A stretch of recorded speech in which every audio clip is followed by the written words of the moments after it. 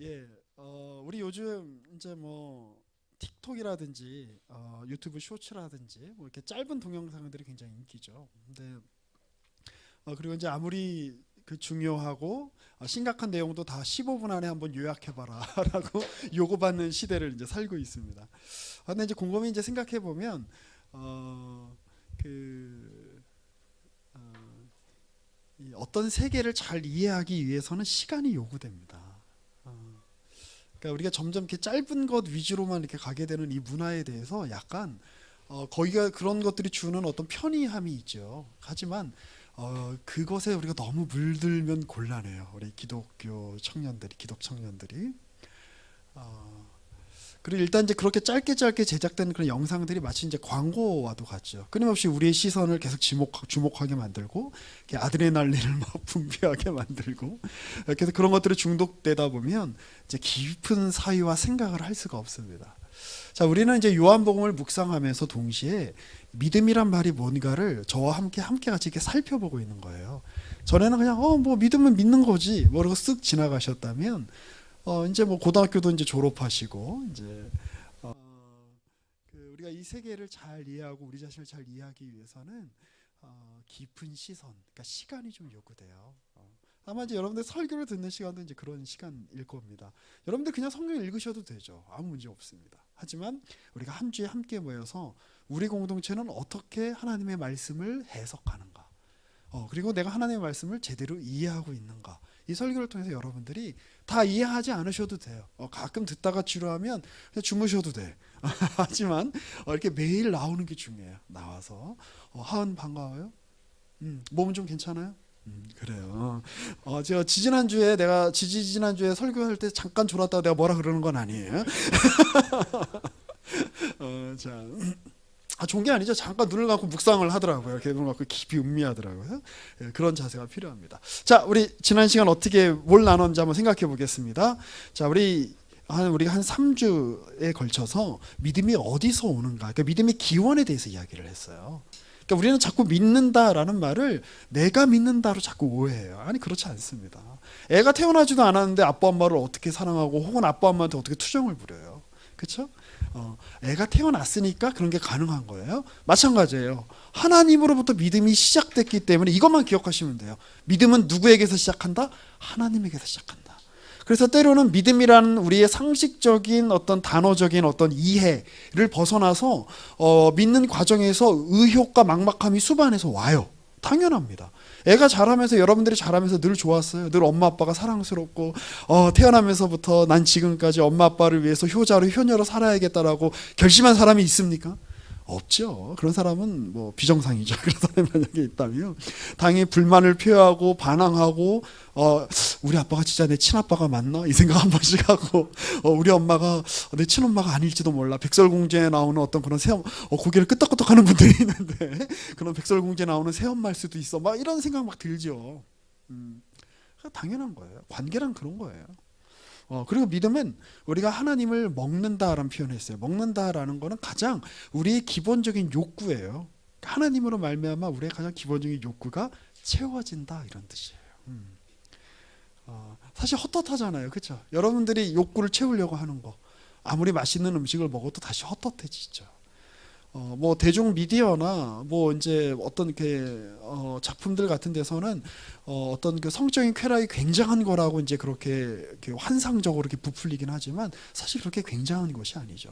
헛헛합니다. 아주 근본적인 인간의 영혼의 이 내밀한 부분이 채워지지 않으면 그 어떤 걸로도 만족시켜 줄 수 있는 게 없어요.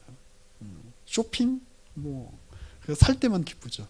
저도 이렇게 인터넷으로 뭐 이렇게 주문하면 이렇게 택배로 받기 전까지가 제일 행복하더라고요. 뜯는 순간 이제 그 몰려오는 그 알 수 없는 그 헛헛함 있잖아요, 우리 다. 자, 그리고 믿음은 새로운 말로부터 옵니다. 이건 뭐냐면 예수님이 새로운 말이고, 이 말은 어떤 말이냐? 우리를 향한 새로운 규정이 주어진다는 거예요. 야, 너는 더 이상 버린 자식이 아니라 내 자식이다. 하나님 그렇게 말씀하시는. 자, 우리 오늘부터는 몇 주 동안 또 몇 주가 걸릴지 저도 잘 모르겠지만 자, 믿음이란 무엇인가? 이제 우리 3주 동안은 믿음의 기원에 대해서 이야기했고 우리 오늘부터는 믿음이 뭐냐에 대한 정의를 우리 하나씩 해볼 거예요. 자, 오늘 하고 싶은 얘기는 그거예요. 믿음은 그분의 음성에 대한 반응이에요. 그러니까 여기서 그분은 우리가 너무나 잘 알고 있는 것처럼 예수님이죠. 하나님이죠. 그러니까 믿음은 이것만 기억하시면 돼요. 반응이다. 반응이란 뭐냐? 알아듣고 보고 닮아가는 거예요. 자, 우리는 살면서 굉장히 많은 음성을 듣죠. 그런데 그 중에 의미 있게 다가오는 음성은 매우 제한돼 있어요. 여러분 한 주 동안 사시면서 그 들었던 그 음성의 그 데이터를 이렇게 양으로 이렇게 딱 따지면 얼마나 많아요, 그렇죠? 굉장히 많은 소리를 듣잖아요. 뭐 지나가는 새 소리도 듣고 개 소리도 듣고 뭐 고양이 소리도 왜 표현이 별로 안 좋네요. 아무튼 예, 뭐 지나가는 자동차 소리도 듣고 뭐 TV를 틀면 광고도 보고 유튜브를 보면서 뭐 이런저런 것도 보고. 근데 그 중에 우리의 마음에 딱 이렇게 뭐랄까 꽂히는 거는 굉장히 제한적이죠. 그러니까 그 얘기는 뭐냐면 우리가 무슨 얘기를 듣냐도 중요하지만 우리가 무슨 얘기를 중요하게 생각하냐라고 하는 우리의 어떤 들음의 구조. 그 들음을 해석하는 어떤 해석의 구조, 이것이 어떻게 훨씬 더 중요한 거라고 볼 수 있어요. 자, 도파보기 넘어가 보겠습니다. 자, 우리 오늘 요한복음 10장은 굉장히 유명한 비유예요. 예수님께서 어떤 분인지, 당신이 어떤 분인지 드러내기 위해서 이런 비유를 사용하시는데요. 우리 1절에서 5절 또 교독 한번 해볼까요? 네, 제가 먼저 읽을게요. 내가 진실로 진실로 너희에게 이르노니 문을 통하여 양의 우리에 들어가지 아니하고 다른 데로 넘어가는 자는 절도며 강도요. 문지기는 그를 위하여 문을 열고 양은 그의 음성을 듣나니 그가 자기 양의 이름을 각각 불러 인도하여 내느니라.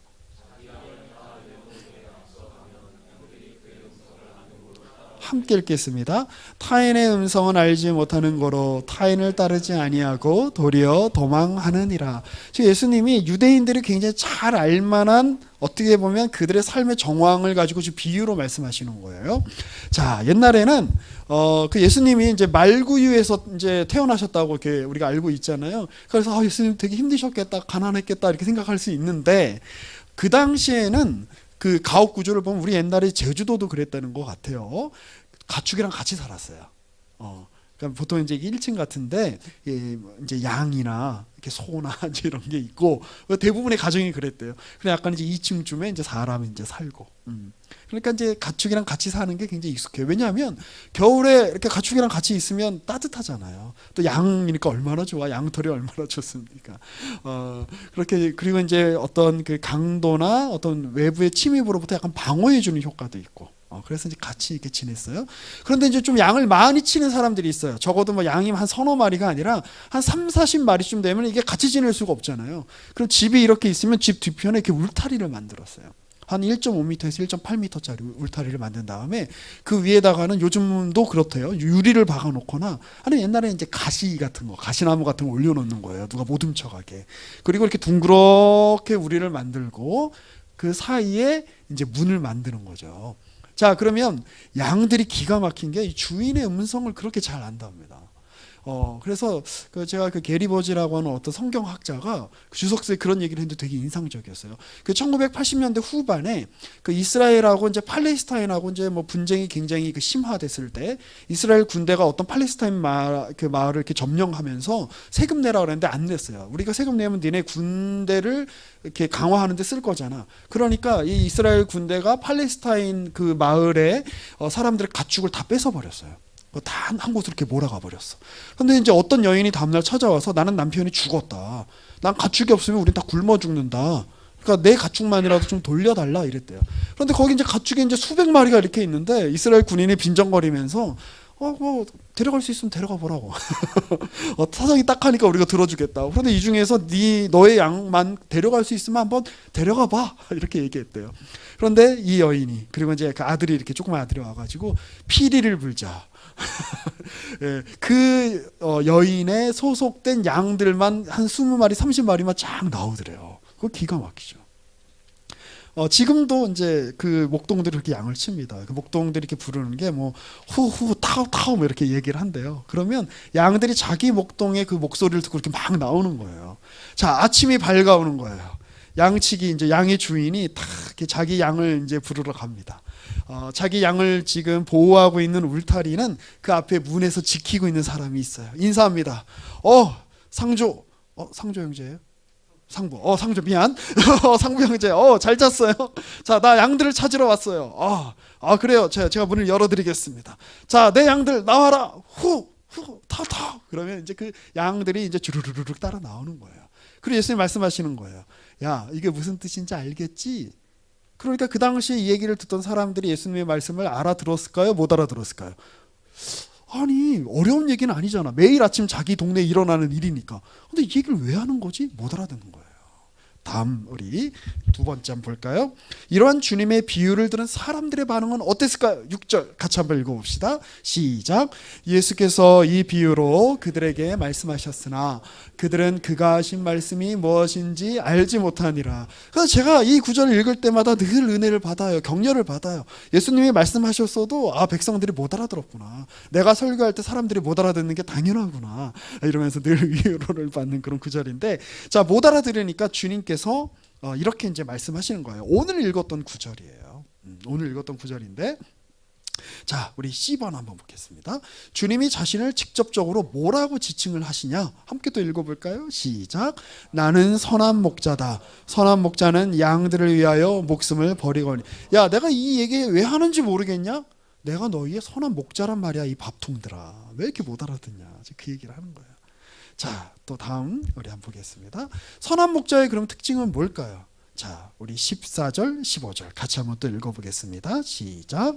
나는 선한 목자라. 나는 내 양을 알고 양도 나를 아는 것이 아버지께서 나를 아시고 내가 아버지를 아는 것 같으니 나는 양을 위하여 목숨을 버리노라. 자, 여기 두 가지에 집중해 보세요. 하나는 나는 선한 목자라서 양을 위해서 목숨을 버린다예요. 그러니까 예수님 비유가 기가 막혀요. 아침의 풍경을 통해서 10장 전반부에 이야기를 해주신 거예요. 못 알아들으니까, 자, 이 양들을 끌고 이 목동들이 이제 어디로 이끌어갈까요? 이 이스라엘은 맨 위에 이제 갈릴리 호수가 있고 요단강이 있고 그 밑에 사해바다가 있어요. 보통 이제 사람들이 이 요단강의 이 서편에 이렇게 살죠. 왜냐하면 동편은 광야예요. 어디까지 이어지는 광야냐면 수천 킬로미터가 이어져서 저기 저 사우디아라비아까지 이어지는 광야예요. 그런데 이 광야에 가끔씩 풀이 나오고 꽃이 필 때가 있어요. 비가 막 내리고 그러면 그걸 보고 늘 초목이 있지는 않아. 그런데 딱 보니까 비가 내리고 그래가지고 양들이 먹을 먹이가 있어 보여. 그러면 이제 양들을 끌고 글로 가는 거예요. 근데 한 곳에 오래 머물 수가 없어요. 사계절 초목이 있는 지역이 아니니까. 그래서 한 며칠 먹이다가 먹이가 다 떨어지면 또 양들을 잇고 또 다른 데로 또 끌고 가고. 자, 그런데 거기 가면 또 맹수가 있고 또 강도들이 있을 수 있잖아요. 역시 동일하게 이 목동들이 이렇게 담을 쌌습니다. 이렇게 돌로 이렇게 둥그렇게 아까 그 집 옆에 울타리 만들듯이. 그리고 그 위에 이제 가시라든지 유리 같은 거 올려놓고, 그리고 양들을 그 우리 안에 들어가서 쉬게 해요. 그래서 한쪽은 일종의 절벽이나 낭떠러지가 있는 곳으로 이제 뒤를 딱 이렇게 일종의 배산임수지. 그리고 이제 요 앞에다가 이렇게 울타리를 만들고 요 입구에 누가 딱 지키고 있는 거예요? 목자가 지키고 있는 거예요. 그래서 불을 피우고 거기서 잠을 자면서 맹수 같은 것들이 쳐들어오면 목자가 일어나서 그 양들을 지키는 겁니다. 야, 나는 그런 목자다. 주님 말씀하시는 거예요. 그 얘기는 뭐예요? 우리 이후 구절에도 나오지만 나는 너희를 위해서 죽을 준비가 됐다. 아니, 나는 죽으러 왔다. 나는 너희의 목자다. 그리고 이제 두 번째, 여기서 한번 잘 보세요. 나는 너희를 안다. 너희도 나를 안다. 근데 이 알미라는 게 얼마나 굉장한 거냐면 그냥 단지 저기 밑에 광교 호수가 있네, 이 정도 알미 아니에요. 이 알은 아버지가 나를 아시고 내가 아버지를 아는 것 같은 알미다. 여기서 아버지는 누구예요? 성부 하나님이시죠. 여기서 나는 누구예요? 성자 예수님이죠. 삼위일체 하나님이 가지고 계시는 그 긴밀한 나눔과 그 서로를 향한 이해가 바로 양과 목자, 예수님과 우리 사이에서 펼쳐지는 이해다라고 이야기를 하는 거예요. 그러니까 예수님이 이 땅에 오신 목적은 단지 우리를 하여금 예수를 믿어서 병 낫고 혹은 돈 많이 벌고 그냥 어떤 세상에서 부귀영화를 누리기 위한 어떤 그런 수단을 만들어 주기 위해서 주님이 오신 게 아니라는 거예요. 주님이 이 땅에 오신 이유는 단지 그냥 야, 너는 인간이고 나는 신이야. 근데 너네가 불쌍하니까 내가 너네 천국 가게 해줄게 정도 차원에서 오신 게 아니라는 거예요. 주님이 이 땅에 오신 거는 내가 아버지 삼위일체 하나님의 그 성삼위일체는 정말 놀랍고 신비로운 교리죠. 나중에 이제 기회가 되면 여러분들과 함께 그걸 또 나눌 기회가 있을 것 같은데, 아무튼 그런 긴밀한 신적 연합의 차원으로 인간을 지금 부르고 계시는 거예요. 신적 교제의 차원으로 지금 그의 백성들을 부르시고 거기에 지금 초청하고 계시는 거예요. 그러니까 예수님의 오심은 굉장히 놀라운 일인 거죠. 자, 그리고 그 주님은 이 울타리 안에, 이 울타리라고 하는 건 비유죠. 일종의 이스라엘 공동체를 의미해요.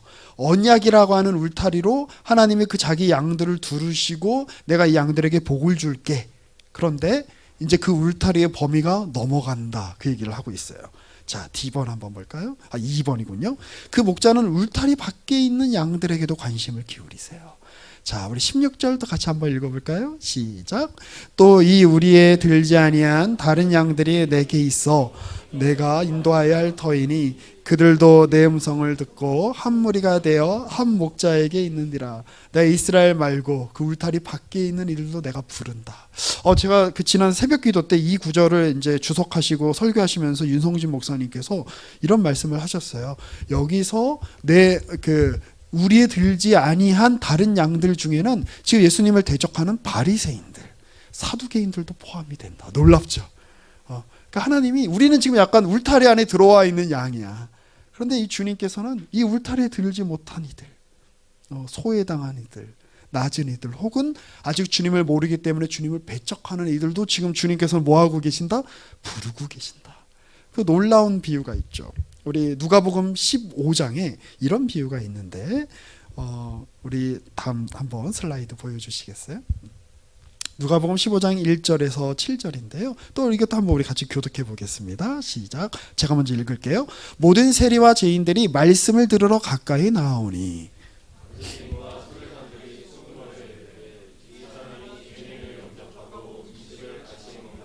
예수께서 그들에게 이 비유로 이르시되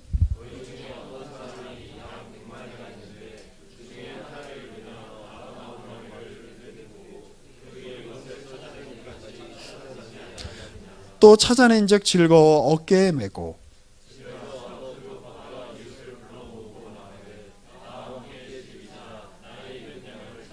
함께 읽겠습니다. 내가 너희에게 이르노니 이와 같이 죄인 한 사람이 회개하면 하늘에서는 회개할 것 없는 의인 99으로 말미암아 기뻐하는 것보다 더하리라. 아멘. 혹시 여러분들 가운데 그 상심이라고 하는 광야를 홀로 헤매는 양의 입장에 계신 분이 있을지도 모르겠어요. 막막함이라는 그 광야에 홀로 버려진 것 같은 그런 양의 입장. 하나님이 나한테 관심 없는 것 같아요. 하나님이 나에게 정말 관심이 있으셨다면 내가 이렇게 하나님을 향해서 냉랭해질 수 없었을 거야. 하나님 정말 나에게 관심이 있으시다면 내 삶이 이렇게 팍팍하지 않을 거야. 내 마음이 이렇게 공허하지 않을 거야. 아마 이런 생각을 가지신 분들도 있으실지 모르겠어요. 그런데 주님께서 그러한 양들에게, 그러한 여러분에게 매우 관심이 많으시다. 나는 너희를 찾으러 온 목자다.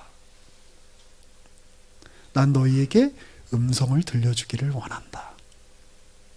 그리고 너희가 내 음성을 따라 함께 나아가기 원한다. 우리 그렇게 말씀하시는 주님, 그러기 위해서 오신 주님이다 라는 사실을 기억했으면 좋겠어요. 자, 우리 연결짓기 한번 보시죠. 주님은 다른 말을 하시는 분이세요.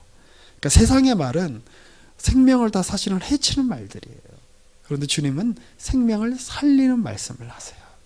그분이 먹이시고, 그분이 누이시고, 돌보시고, 자라게 하시는 선한 목자세요. 주님은 우리를 아세요. 그리고 우리는 주님을 알아요. 주님은 우리에게 말씀하시고 우리는 주님의 말씀을 들어요. 이거는 내가 어떤 불가능한 일을 내가 해야지라고 결정해서 하는 일이 아니라 우리에게서 일어나는 일이에요. 그래서 이거를 뭐라고 표현할 수 있냐면 불가능의 가능성이라고 표현할 수 있어요. 저도 굉장히 좋아하는 표현인데 그 이문시 목사님도 굉장히 즐겨 쓰시는 표현이더라고요. 제가 이렇게 와서 보니까. 그러니까 우리가 주님을 이해하고 주님의 음성을 듣는 건 불가능한 일이에요. 근데 그 불가능한 일이 우리에게 일어났어요. 이 근원적인 관계 위에서 상호작용이, 반응이, 그리고 사건이 솟아오르는 거예요. 부모님이 마음에 안 드는 분들도 많겠죠. 저도 옛날에 한참 자랄 땐 그랬어요. 그런데 부모님을 내가 좋아한다, 부모님이 마음에 들지 않는다, 내가 엄마에게 짜증을 낸다, 내가 엄마에게 고맙다고 어버이날에 카네이션을 달아준다, 이런 각각의 행위들은 더 큰 전제 하에서 일어나는 부수적인 일들에 불과해요. 더 큰 전제는 뭐냐? 내가 엄마의 자식으로 태어났다예요. 우리는 성경이 묘사하는 주님을 보면서 그분이 하는 일에 주목하고 그분을 닮아가야 하고 닮아가게 됩니다. 성경의 표현이 이 두 가지가 함께 섞여 있는 거 아세요? 직설법과 명령법이 함께 우리에게 주어졌어요. 너는 주님의 자녀가 되었다. 직설법. 너는 주님의 자녀답게 살아야 한다. 명령법. 이 두 개의 이 말이 우리에게 동시에 지금 주어졌다는 것을 기억하실 필요가 있어요. 자, 팁 하나 드릴게요. 자, 다음 슬라이드 한번 보여주시겠어요? 내게 일어난 생각이나 일이 주님의 음성과 일하심인지 알 수 있는 가장 좋은 방법이 하나 있어요. 그게 뭐냐? 그러니까 내가 지금 주님의 음성을 듣는가? 나는 지금 주님의 음성을 듣고 있지 않는 것 같은데요. 나는 그러면 버린 양인가? 나는 그냥 잊혀진 양인가? 뭐 이런 생각이 들 수 있죠. 이걸 생각하시면 좋아요. 내 안에 지금 일어나는 생각이나 내가 주님이 갑자기 꿈에 갑자기 나타나셔가지고 저기 휴민아, 내가 너에게 명하노니 내일 가서 윤철기 목사님께 짬뽕을 사드리도록 해라. 뭐 이렇게 주님 말씀하지 않으세요. 자, 그런데 우리가 주님의 음성인지 아닌지를 알 수 있는 아주 좋은 방법은 내게 일어난 어떤 일이 예수를 고려하지 않고도 자연스럽게 세상에서 일어날 수 있는 일인가? 아니면 세상에서는 자연스럽게 일어날 수 없는 일이 지금 내게 일어나고 있는가? 그 일이 만약에 일어나고 있다면 나는 지금 주님의 음성을 듣고 있는 거예요. 잘 생각해 보세요. 자, 우리 오늘은 함께 서로 우리 조별로 나누실 때 나의 말의 주인이 무엇인가? 라는 질문거리를 2주 전에 드렸어요. 이 이야기를 함께 또 같이 나누시면서 나는 누구의 말을 가장 잘 듣는지, 나의 말은 누구의 말과 가장 닮아 있는지 함께 나눠봤으면 좋겠어요. 자, 두 번째로 여러분들이 들었던 주님의 음성 중에 가장 기억에 남는 거, 혹은 여러분들이 보았던 주님의 모습 중에 가장 인상적인 게 어떤 겁니까? 저 주님을 직접 본 적이 없는데요. 저 주님께 직접 말씀드린 적이 없는데요. 참고로 듣는다, 본다에는 굉장히 많은 방식이 있어요. 제가 아까 방금 말씀드렸죠. 세상에서 자연스럽게 일어나지 않은 일들이 내게 일어난 것이 무엇인가 한번 주목해 보세요. 거기가 주님이 내게 일하시는 지점이에요. 아주 분명한 게 있죠. 여러분들 여기 나와 있는 게 지금 세상에서 보면 정상입니까? 비정상입니까? 비정상이에요. 주일 아침인데, 주일 오전인데 쉬어야지 집에서. 근데 여기 나와 있는 것 자체가 여러분 제가 보면 신기하다니까. 왜 나왔을까 여기? 왜 왔어요? 한 주 동안 학교 다니고 직장 다니고 굉장히 힘들었을 텐데 우리 장지혜 자매님, 박지혜 자매님 둘 다 막 계약해갖고 얼마나 힘들었어, 그렇죠? 근데 왜 왔어 오늘? 왜 와서 피아노 치고? 그 보면 이해가 안 돼요. 말이 안 되는 일이에요. 자, 이런 일들 자체가 하나님께서 우리를 이끄시기 때문에 가능한 일인 거예요. 자, 그러한 주님의 음성을 듣고, 그리고 여러분들이 이미 듣고 계시고, 그리고 그 주님의 음성에 믿음으로 반응하셨으면 좋겠어요. 우리 그렇게 나아가는 저와 여러분이 되었으면 좋겠습니다. 우리 함께 기도하겠습니다.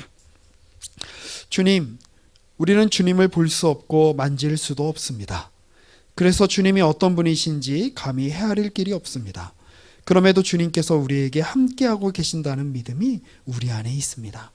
주님께서 우리의 심령에 말씀하셨기에 일어난 일인 것을 우리가 잘 압니다. 그러니 주님께 더욱 우리의 시선을 고정하고 주님의 말씀에 더욱 귀를 기울이기를 원합니다. 양은 목자의 음성에 반응하고 목자의 인도를 따른다고 하셨습니다. 우리도 주님의 인도를 기꺼이 따르기를 원합니다. 우리를 인도하여 주옵소서. 세상이 만들 수 없는 내용들이 우리 안에 채워지게 하여 주옵소서. 세상이 도달할 수 없는 길을 걷는 복된 인생이 되게 하여 주옵소서. 우리의 목자 되시는 예수 그리스도의 이름으로 기도합니다. 아멘.